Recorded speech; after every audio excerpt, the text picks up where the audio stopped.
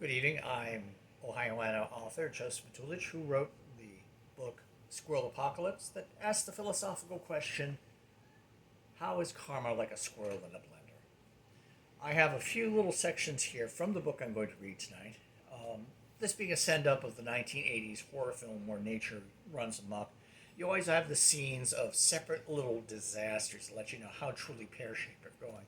And I have three of those here for you tonight. So we'll go. Ellen opened the back door to let Grover out into the backyard.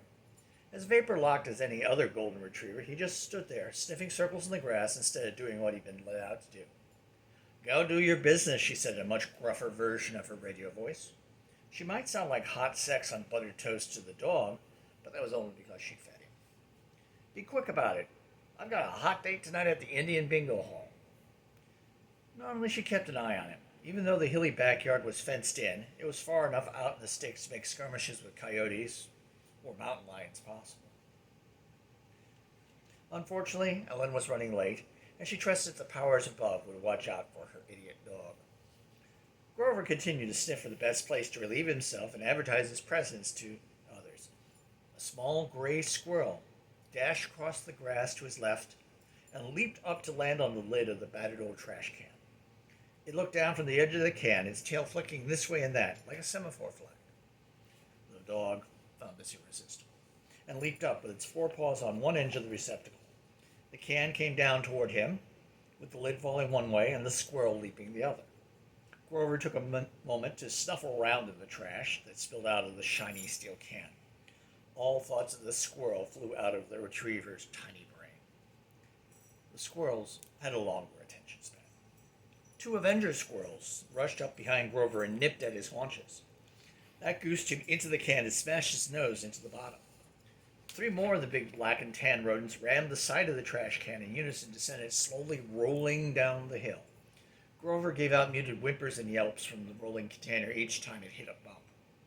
The Avenger squirrels gave chase like playful wolves scampering after a wounded caribou. The other squirrels sanitized the scene of the crime, dragging away loose trash and the lid where it could not be seen from the porch. The back door opened again, and Ellen shouted from inside, Grover, you dim bulb dog, I don't have time for this. After 15 seconds of listening for her dog, she called again, All right, be that way. I'll see you in the morning. She closed and locked the door as dozens of squirrels skittered through the bushes to join their brethren at the canine buffet at the bottom of the hill. Every single dog in the no-kill shelter was going nuts. Some, like the Jack Russell Georgette had named Paco, just spun around in tight circles and yapped up at the ceiling. The Pitty, with that separation anxiety, just rescued from Crixon's only crack house, sat in the corner of her cage, barking and quivering. Elvis, the blue tick, just bayed loud and low, over and over again. She had come out into the shelter area as soon as she heard about the squirrel invasion on the radio. Georgette heard claws and teeth on the roof once she got out of the office. A few minutes later, the sound of hundreds of little animals on the roof was like a thunderstorm to Georgette. The 24 dogs in their enclosures were like a tornado. She stood just over the drain in the center of the concrete floor. She was trying to come up with a plan, but the noise was driving everything out of her head. Something hit her in the head. She put a hand up and pulled a few grains of something green and gritty from her hair. Plaster dust. She looked up in time to catch a faceful. Georgette spit to clear out the gritty powder in her mouth. She took off her glasses and rubbed them on her shirt to clean off the dust. After that, she squinted up at the ceiling and saw about a dozen holes in the old plaster and lath ceiling. Each had at least one squirrel snout popping in and out as yellow teeth gnawed at the edges. One squirrel squeezed itself through to plop on the floor near the door to the exercise yard. Another squirrel came through, and then another. Soon it was a steady stream of rodents that would fill up the room if she didn't do something about it. The rodents were dropping into the separate enclosures, too. Paco was grabbing the furry invaders by the necks and killing them as they touched the ground. The long-haired dachshund and the couple of terriers with the same instincts were stacking up corpses at their feet as quickly as they arrived. Elvis galumphed in circles around his too small cage, alternating between chasing and being chased. The pit bull still whined and shook as she was cornered by squirrels. If the dogs were left in their separate cages, Georgette realized, they would all be crushed under the weight of attacking squirrels and gnawed to the bone. Their only hope was out. She popped open Paco's cage first. He danced out, little feet pounding the floor to show his excitement in being outnumbered at least 12 to 1. In his tiny brain, this was a target-rich environment. He went in for the kill even as he was surrounded by angry squirrels nipping at every inch of his wriggling body.